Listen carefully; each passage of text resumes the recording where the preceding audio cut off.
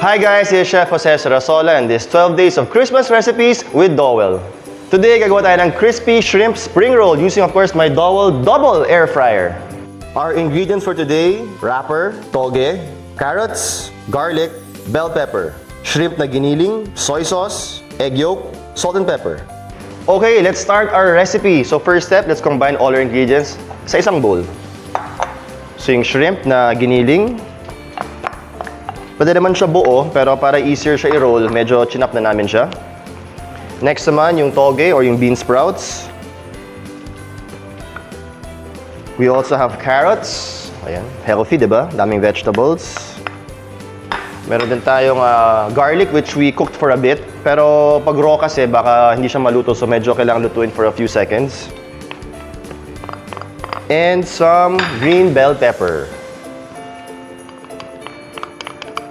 Pagkatapos, konting soy sauce. Not too much, para hindi siya ganun ka-salty. Ayan. And then lastly, some salt and pepper na nakakombine na siya. Now, give it a good mix. Next step naman, yung filling sa loob ng paper natin or wrapper. Dadaan ko lang sa water ng konti para lumambot siya. Now we can get a bit of our filling.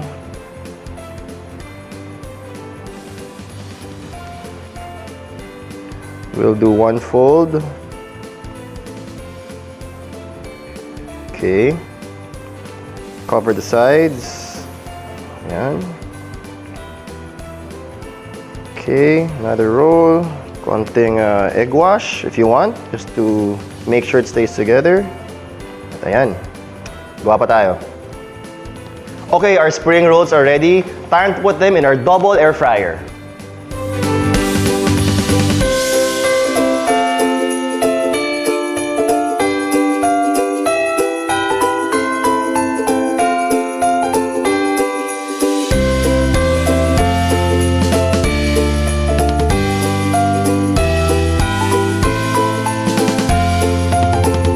Okay, let's turn on our double air fryer.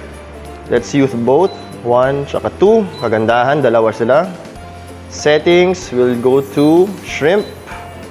And then yung temperature natin, nakaset na sa 180. And then, 16 to 15 minutes. And press. Ganun kadali. At ayan, 15 minutes. Let's check.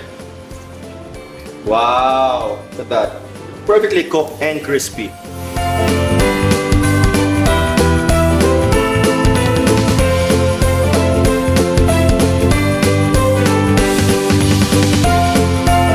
At ayan, tapos na ang crispy shrimp spring roll using my Dowel double air fryer. See you sa next recipe.